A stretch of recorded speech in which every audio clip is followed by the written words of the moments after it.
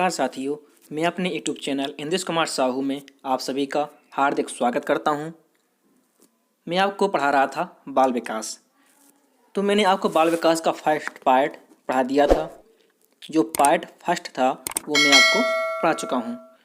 तो जिस स्टूडेंट ने अभी तक हमारी पहली वीडियो ना देखी हो तो वो हमारी पहली वीडियो देख ले, जिससे कि आपको आगे का टॉपिक है वो आपको समझ में आ सके। तो आपकी पिछली वीडियो की लिंक आपके इस वीडियो के डिस्क्रिप्शन में मिल जाएगी।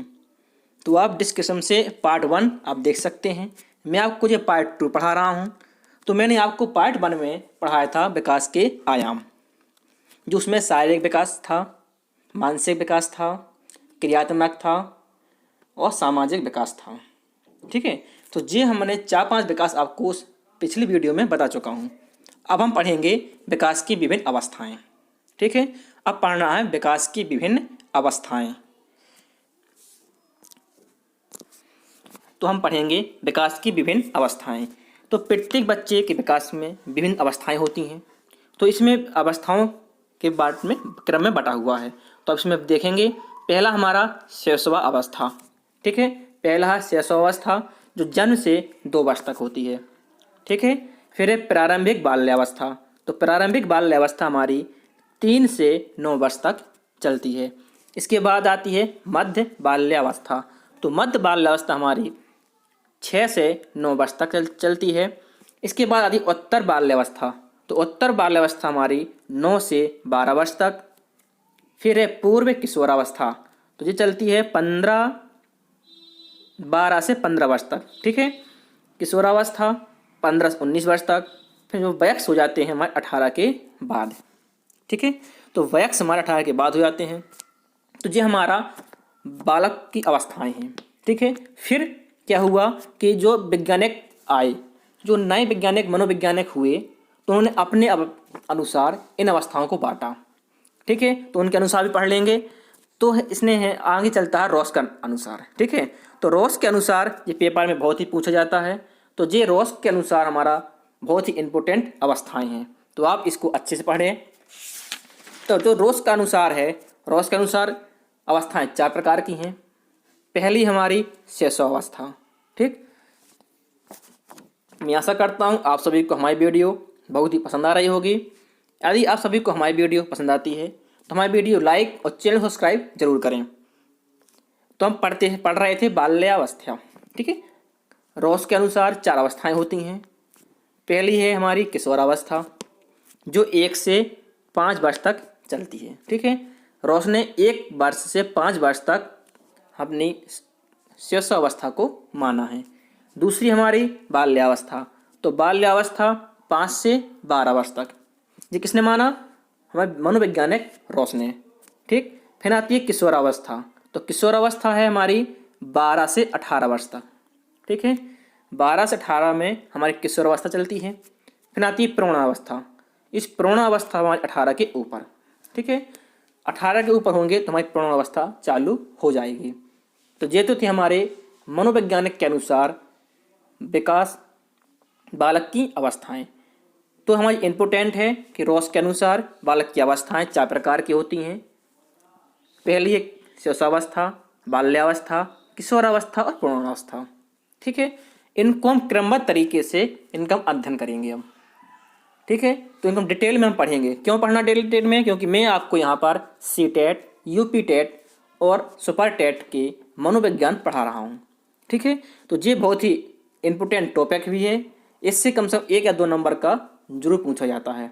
इसलिए आप वीडियो को अंत तक जरूर देखें, वीडियो को बीच में ना छोड़ें, जिससे कि यदि आप बीच में वीडियो छोड़ते हैं तो आपको वीडियो समझ में नहीं आएगी, तो आप अच्छे से पढ़ नहीं पाओगे। इसलिए वीडियो को अंत तक देखें, जिससे कि आपका हर टॉपिक बिल्कुल क्लियर होता चले। मैं आपको यहाँ पर बहुत ही समझाने की कोशिश करूँगा। मैं कोशिश करूँगी आपको समझ में हर टॉपिक क्लियर होता चले। तो हम पढ़ेंगे मानव विकास की अवस्थाओं की प्रमुख विशेषताएँ। ठीक है, या तो विशेषताएँ तो वही अपनी अवस्थाएँ हैं, मानव विकास की अवस्थाएँ हैं, पढ़ेंगे हम। वो क्रमबद्ध तरीके से पढ़ेंगे। हम पढ़ेंगे गर्भावस्था से। कहाँ से? गर्भावस्था से पढ़ेंगे बिल्कुल। ठीक है, शुरुआती हमारी गर्भावस्था, तो इसको पढ़ेंगे। तो गर्भावस्था हमारी 9 माह, 9 वर्ष नहीं 9 माह, तो गर्भावस्था हमारी 9 माह या कह सकते हैं 280 दिन लगभग, ठीक है, लगभग 280 दिन तक रहती है, ठीक है। इस अवस्था को गर्भाधान से शिशु जन्म तक की अवधि को माना जाता है। जो हमारी गर्भावस्था होती है तो गर्भाधान से, जब हमारा गर्भाधान है तो गर्भाधान से हम जब शिशु जन्म ले लेता है वहाँ तक की अवस्था को हम गर्भावस्था कहते हैं, ठीक है। तो गर्भावस्था अध्ययन की दृष्टि से इसे हमने 3 भागों में बांटा है, ठीक है। अध्ययन की दृष्टि से गर्भावस्था को 3 भागों में विभाजित कर सकते हैं। पहली हमारी डिंबावस्था, दूसरी पिंडावस्था, तीसरी भ्रूणावस्था। हम आपको जो डिटेल में इसलिए बता रहे हैं कि आपको हर टॉपिक क्लियर हो।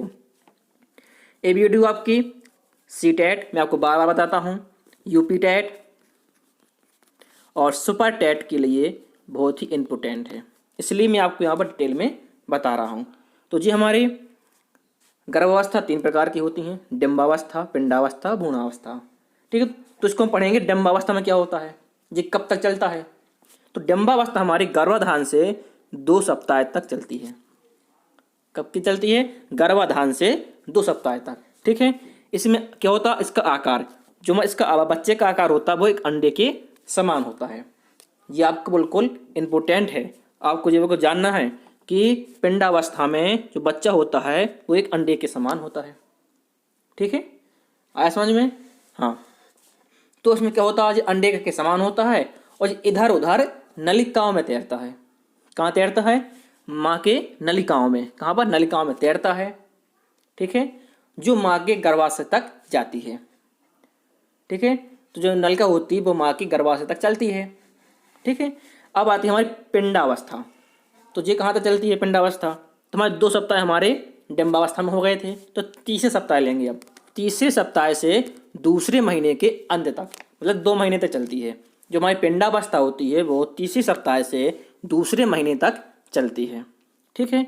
इसमें क्या होता है, इसका बच्चे का आकार मानव आकृति धारण कर लेता है।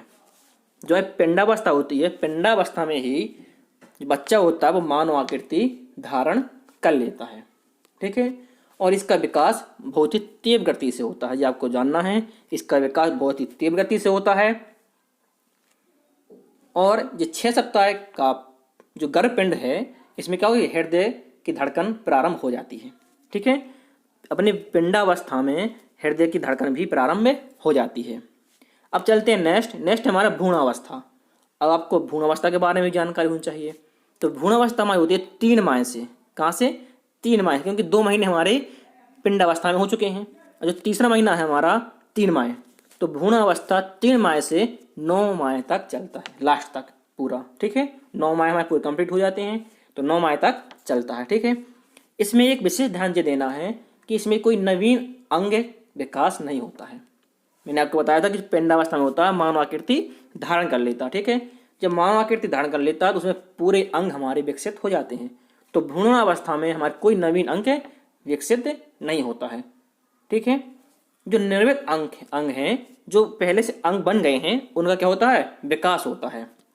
जो हमारे पुराने जो अंग हमारे जो बन चुके हैं पिंडावस्था में, उन्हीं का क्या होता है, विकास होता है, ठीक है।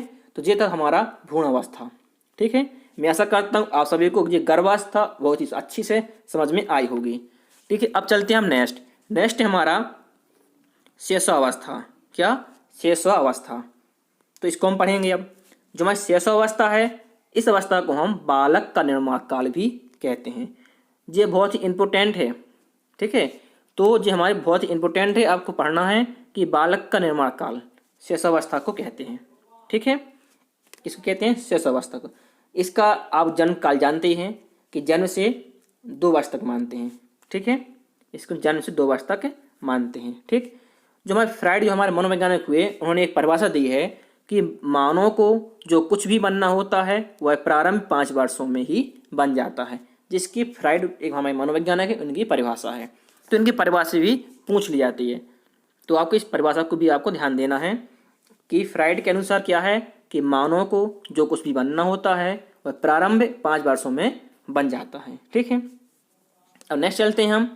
इस अवस्था में बालक अपरिपक्व होता है। क्या होता है? अपरिपक्व, मतलब से के ज़्यादा कुछ विकास नहीं होता, कोई मानसिक विकास में नहीं होता है, तो अपरिपक्व रहता है, तो दूसरों पर निर्भर रहता है। जो शेष अवस्था होती है उसमें क्या होता है? बालक दूसरों पर निर्भर रहता है। आप सभी लोग जानते होंगे, जब बच्चा छोटा होता है वो स्वयं खुद कुछ काम नहीं करता है, वो दूसरों पर निर्भर रहता है ना। या उसको भूख लगी है तो वो रोता है बस, ऐसा नहीं है कि वो जाके खाना उठा के लेके आ जाए, नहीं होगा, नहीं तो वो दूसरों पर निर्भर रहता है। ठीक है, तो शेष अवस्था में होता है बच्चा दूसरों पर निर्भर रहता है। ठीक है, अब चलते हैं शेष अवस्था की विशेषताएं क्या हैं। जो हमारी शेष अवस्था है इसकी विशेषताएं क्या हैं, तो देखेंगे।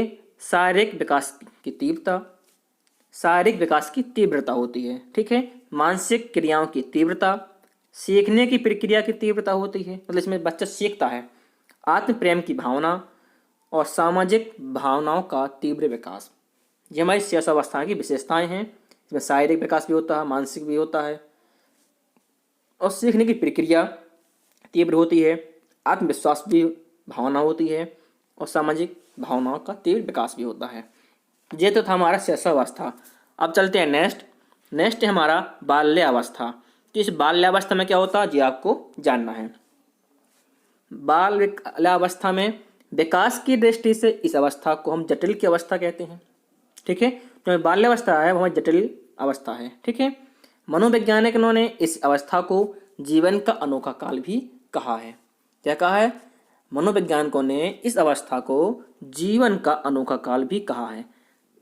ये बहुत ही इंपॉर्टेंट है, 1 नंबर में पूछ लिया जाता है कि किस अवस्था को हम जीवन का अनोखा काल कहते हैं। किस अवस्था को जीवन का अनोखा काल कहते हैं पूछ लिया जाता है, तो मैं क्या है? बाल्यावस्था है। ठीक है, तो आपको ये ध्यान देना है, बाल्यावस्था। बालक में नैतिकता की भी विकसित हो जाती है, नैतिकता का गुण भी बालक में आ जाता है, जिससे वह उचित या अनुचित का निर्णय कर सकता है। तो इतना थोड़ा विकास में हो जाता है कि वो थोड़ा बहुत जानने लगता है। ठीक है, बालक आत्मनिर्भर होने के साथ साथ परिपक्व भी होने लगते हैं। ठीक है, क्या होता है? बालक में आत्मविश्वास बढ़ता है, आत्मविश्वास मतलब आत्मनिर्भर रहते हैं। ठीक है, आत्मनिर्भर भी रहते हैं, इसके साथ साथ परिपक्व भी हो जाते हैं। इस अवस्था को मित्र बनाने की इच्छा प्रबल हो जाती है। जो ये बाल्यावस्था है इसमें क्या होता है? बच्चा मित्र बनाने में प्रबल हो जाता है, इच्छा करता है मित्र बनाने की, कि हमारा भी कोई एक दोस्त हो। ठीक है, अब पढ़ेंगे इसकी बाल्यावस्था की विशेषताएं क्या हैं। तो बाल्यावस्था की विशेषताएं, मानसिक योग्यता में वृद्धि होती है। सभी लोग जानते हैं मानसिक योग्यता बाल विकास में, बाल अवस्था में बढ़ती है। ठीक है, जिज्ञासा की प्रबलता, तो इसमें जिज्ञासा भी आती है।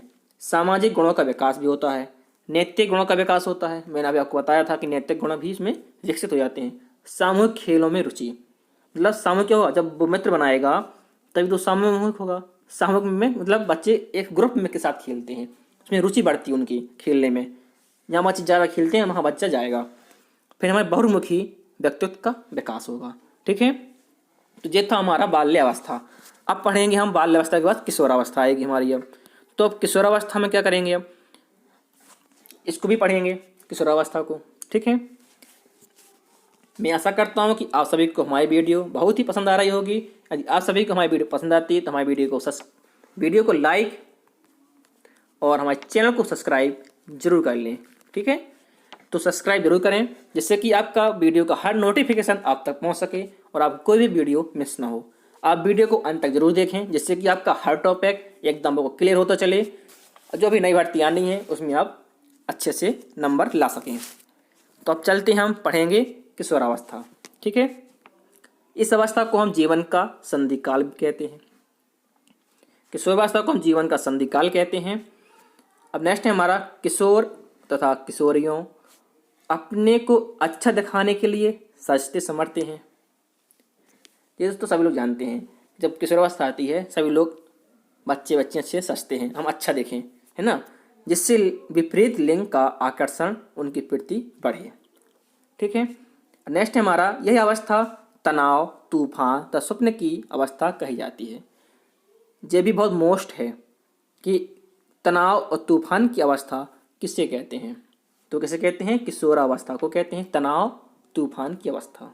ठीक है, अब हमारा नेक्स्ट कह रहा है कि किशोरावस्था की अवधि कल्पनात्मक तथा भावात्मक होती है। इसमें कल्पना लोग ज़्यादा करते हैं, किशोरावस्था में कल्पना करते हैं तो सपने देखते हैं। और भावात्मक होती है मतलब भाव, इसमें भाव इनके उत्पन्न होते हैं, अच्छे अच्छे भाव उत्पन्न होते हैं। यही पर जीवन साथी की तलाश होती है ना। हाँ, अब चलते हैं नेक्स्ट पॉइंट है हमारा कि अनुशासन तथा सामाजिक नियंत्रण का भाव विकसित हो जाता है। मतलब बच्चा अनुशासन में रहना सीख जाता है, सामाजिक नियंत्रण में कि समाज में किस प्रकार से रहना है, भाव विकसित हो जाता है। नेक्स्ट है हमारा किशोरावस्था में इच्छाएं पूरी ना होने पर। इसमें क्या होता है, जब किशोरावस्था चलती है, इसमें जब हमारी इच्छाएं पूरी ना करें कोई, तो क्या होता है, प्लानवादी प्रवृत्ति बढ़ती है। यदि हमने कोई इच्छा की घर वालों से, हमें ये काम चाहिए, ये करना है, और यदि उन्होंने मना कर दिया, आपकी इच्छा पूरी ना की, तो आप रूठ जाते हैं और घर से भाग जाते हैं। तो आप पलायन कर जाते हैं, क्या कर जाते हैं, पलायन कर जाते हैं, घर से निकल जाते हैं गुस्से में, जिसमें भावनाओं में बहकर आत्महत्या का भाव भी इस अवस्था में अधिक दिखाई देता है। कुछ बच्चे तो मतलब भावनाओं में बहकर भी आत्महत्या की भावना भी जागृत हो जाती है। अब हमारे किशोरावस्था की विशेषताएं क्या हैं, ठीक है जी, आपको समझ में आ गया होगा। मैं आशा करता हूँ आप सभी को किशोरावस्था में आपको पढ़ा रहा था, तो किशोरावस्था आपको बहुत अच्छे से समझ में आई होगी। अब इसकी कुछ विशेषताएं हैं, तो इन विशेषताओं को हम भी देख लेंगे कि किशोरावस्था क्या है। किशोरावस्था हमारी है पहली शारीरिक परिवर्तन, कि इस शरीर में परिवर्तन भी होते हैं, घनिष्ठ व व्यक्तिगत मित्रता बढ़ती है, स्थिरता व समायोजन का अभाव होता है, रुचियों में परिवर्तन में स्थिरता आती है, ईश्वर व धर्म में विश्वास बढ़ता है। ये हमारी किशोरावस्था की विशेषताएं हैं। विशेषताएं भी आपको ध्यान देना है कि कभी भी पूछ ली जाती हैं विशेषताएं, ठीक है। तो ये तो थी हमारी किशोरावस्था। मैंने आपको अभी अभी गर्भावस्था, शिशुअवस्था, बाल्यावस्था और किशोरावस्था मैंने आपको पढ़ा दी है। मैं आशा करता हूँ आप सभी को जो 4 अवस्थाएं आपको समझ में आई होंगी। यदि आप सभी को कुछ भी टॉपिक समझ में नहीं आए तो आप कमेंट बॉक्स में कमेंट करके हमें बता सकते हैं, तो मैं और अच्छे से कोशिश करूँगा आपको समझाने की, ठीक है। अब हमारा नेक्स्ट है प्रौढ़ावस्था, जो हमारी लास्ट अवस्था आती है। किशोरावस्था के बाद हमारी आती है प्रौढ़ावस्था, जो लास्ट है। यही अवस्था व्यवहारिक जीवन की अवस्था कही जाती है, ठीक है। यह अवस्था व्यवहारिक जीवन की अवस्था कही जाती है। इसमें पारिवारिक जीवन या गृहस्थ जीवन की गतिविधियां होती हैं। जब प्रौढ़ावस्था चलती है तो हमारे इसमें क्या, गृहस्थ जीवन आ जाता है, ठीक है। फिर इस अवस्था में उसे अनेक प्रकार के संघर्ष तथा समस्याओं का भी सामना करना पड़ता है। जो बालक होता है जब प्रौढ़ावस्था में आता है तो उसे अनेक प्रकार के संघर्ष अपने जीवन में करने पड़ते हैं और कई समस्याएं भी उसकी लाइफ में आती हैं, तो उसका भी सामना करना पड़ता है। उसे तरह तरह के उत्तरदायित्व का भी निर्वाह करना पड़ता है। जब बालक प्रौढ़ावस्था में जाता है उसे कई प्रकार के उत्तरदायित्व होते हैं, बनते हैं कि मुझे हमें करना है, तो उसका निर्वाह भी करता है। यह अवस्था सामाजिक तथा व्यवसायिक क्षेत्र के विकास की उत्कृष्ट अवस्था होती है, ठीक है। क्या होती है, उत्कृष्ट अवस्था होती है।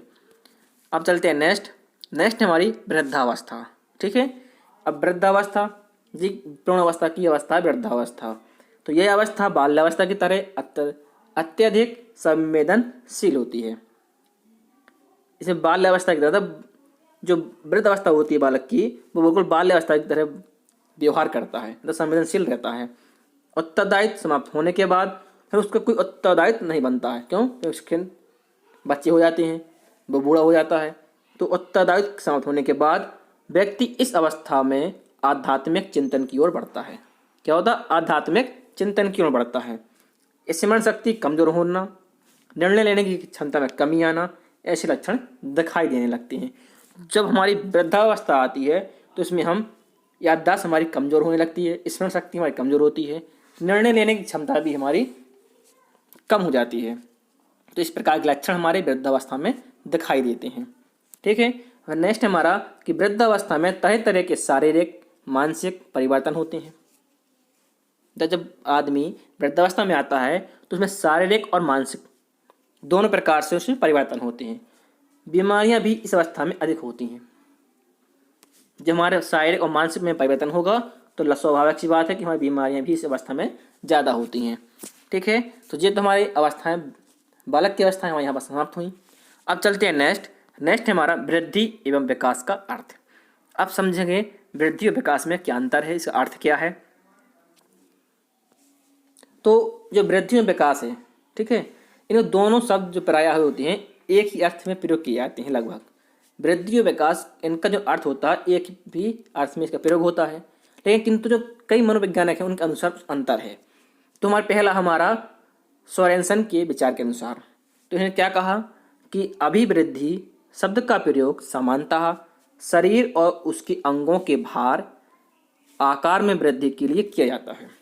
ठीक है, जो हमारा शरीर है, शरीर हुआ और उसके अंग हुए, ठीक है, उनके आकार और भार वृद्धि के लिए किया जाता है। तो इस वृद्धि को नाप और तोला जा सकता है। जो वृद्धि होती है उसको नाप और तोल सकते हैं। ठीक है, वृद्धि हमारे शरीर और अंगों के अनुसार होती है। ये हमारा सोरेनसन का विचार है। फिर हमारा विकास का संबंध अभिव्यक्ति से अवश्य होता है, पर यह शरीर के अंगों में होने वाले परिवर्तनों को विशेष रूप से व्यक्त करता है। कैसे करता है, मतलब विशेष रूप से व्यक्त करता है। इस उदाहरण कह दें कि बालक की जो हड्डियां आकार में बढ़ती हैं, ठीक है, उदाहरण के अनुसार आप समझ सकते हैं, जैसे कि बालक की हड्डियां हैं वो क्या आकार में बढ़ती हैं, तो यह हमारे क्या हुआ, बालक की अभिवृद्धि हुई, मतलब बालक की क्या हुई, वृद्धि हुई। लेकिन जब हड्डियां कड़ी हो जाती हैं, क्या हो जाती हैं, हड्डियां कड़ी हो जाने के कारण, जब हड्डियां कड़ी हो जाती हैं तो उनके स्वरूप में जो परिवर्तन आता है, उसे हम कहते हैं विकास। ठीक है, मैं ऐसा करता हूँ आपको वृद्धि और विकास में अंतर समझ में आया होगा। जो वह वृद्धि होती है तो वह शरीर और अंगों के भार और आकार में वृद्धि होती है, शरीर में उसकी और अंगों में वृद्धि होती है। ठीक है, उसे हम क्या कहते हैं, वृद्धि को नाप तोल सकते हैं। जो हमारा विकास होता है, तो विकास भी आप समझ सकते हैं कि अंगों की विशेष परिवर्तन को हम विकास कहते हैं। जैसे मैं आपको बताया भी, जो बालक की हड्डियाँ होती हैं वो पहले आकार में बढ़ती हैं, जो आकार में बढ़ेंगी तो हम क्या कहेंगे, वृद्धि कहेंगे, बालक की क्या कहेंगे, वृद्धि हो रही है। लेकिन जब वे हड्डियाँ कड़ी हो जाती हैं तो उनका स्वरूप में जो परिवर्तन आता है, हड्डियाँ कड़ी होंगी तो उसके स्वरूप में भी कुछ परिवर्तन आएगा, वही परिवर्तन हमारा विकास कहलाता है। ठीक है, अब चलते हैं नेक्स्ट। अब नेक्स्ट हमारा हरलॉक के अनुसार कि हरलॉक ने क्या कहा। हरलॉक ने कहा है कि विकास की प्रक्रिया बालक की गर्भावस्था से लेकर जीवन पर्यंत एक क्रम में चलती है। जिनका हरलॉक का विचार ठीक है, जब विकास होता है तो गर्भावस्था से हमारा विकास चालू हो जाता है और जीवन पर्यंत चलता है। कब तक, जीवन पर्यंत, मतलब जब तक जीवन है तब तक हमारा विकास बराबर चलता है।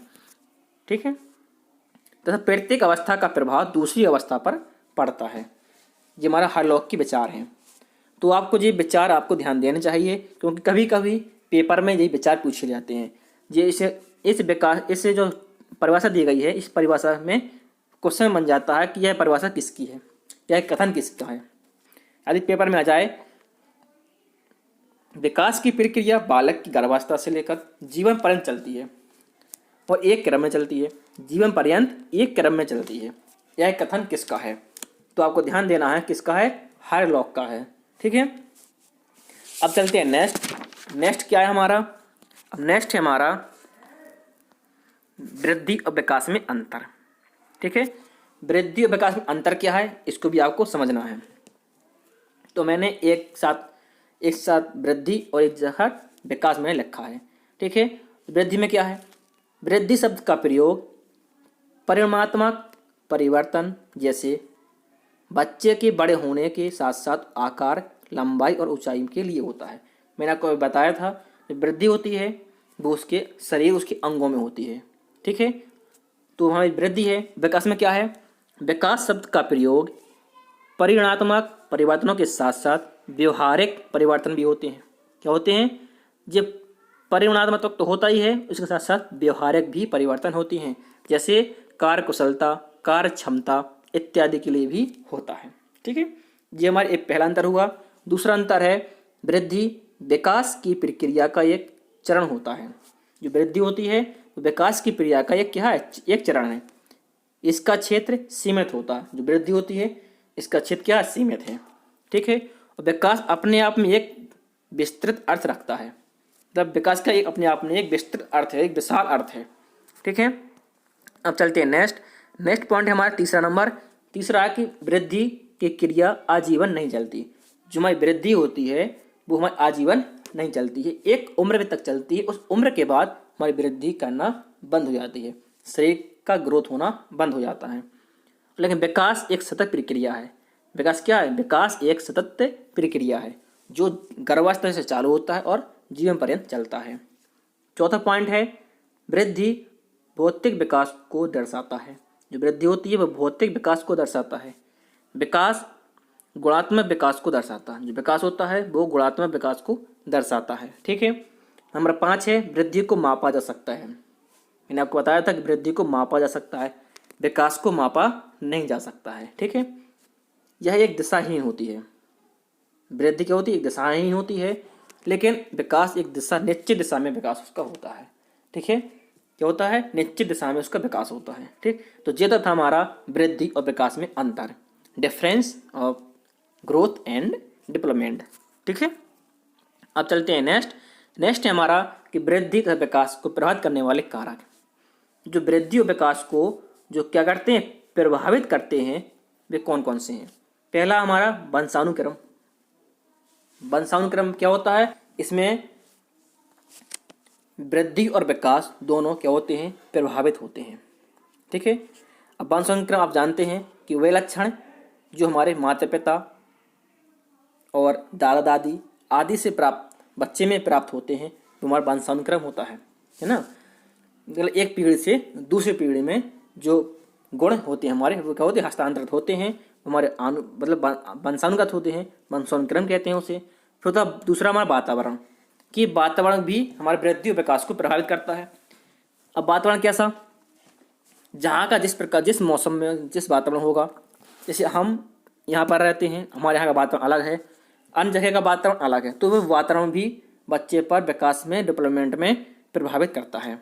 फिर हमारे बुद्धि भी है, लिंग हुआ, अंतःस्रावी ग्रंथियाँ हुई, और पोषण और वायु प्रकाश।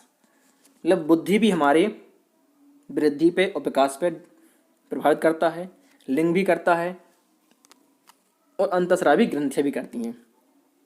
अब तुम सोचो कि अंतःस्रावी ग्रंथियाँ किस प्रकार से करेंगी, तो अब आपको मैं एक उदाहरण के तौर पर बता देता हूँ। जैसे कि एड्रिनल एक ग्रंथि होती है।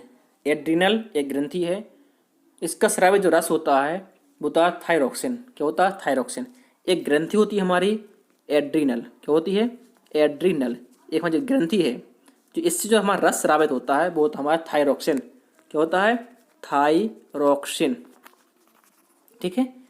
जो बालक के कद को प्रभावित करता है। जो क्या होता है? बालक के कद को प्रभावित करता है, उसकी लंबाई में परिवर्तन लाता है। इससे स्रावित न होने पर बालक का होता है बौना हो जाता है। यदि हमारा थायरोक्सिन, जो हमारा रस होता है थायरोक्सिन, ये प्रभावित ना हो, इसके स्रावित ना हो, तो क्या होता है? बालक बौना हो जाता है। ठीक है।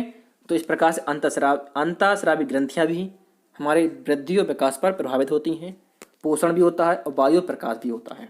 ठीक है। तो ये थे हमारे कुछ कारक जो वृद्धि और विकास को प्रभावित करते हैं। ठीक है। तो हमारे यहाँ पर ये वीडियो हमारी समाप्त हुई। मैं आशा करता हूँ आप सभी को हमारी वीडियो बहुत ही पसंद आई होगी और आपको समझ में भी, हर टॉपिक आपको समझ में आया होगा। यदि कोई भी स्टूडेंट इस वीडियो में जुड़े हैं और नए हैं तो हमारी वीडियो को लाइक और चैनल को सब्सक्राइब जरूर कर लें, जिससे कि आपकी हर वीडियो का नोटिफिकेशन आप तक पहुंच सके और आप कोई भी वीडियो मिस ना कर पाएँ। तो मैं आशा करता हूं आप सभी को अच्छे से समझ में आई होगी। जिसने अभी तक, मैं आपको दोबारा बता देता हूं, जिसने अभी तक हमारा इस वीडियो का पार्ट 1 ना देखा हो, तो पार्ट 1 हमारा, जिस स्टूडेंट ने अभी तक हमारा पार्ट 1 ना देखा हो, तो इस वीडियो के डिस्क्रिप्शन में पार्ट 1 मिल जाएगा। आप वहाँ से भी पार्ट 1 देख सकते हैं। जो हमारा पार्ट 2 था। अब मैं आपको अगला टॉपिक फिर लाऊंगा। तब तक के लिए नमस्कार।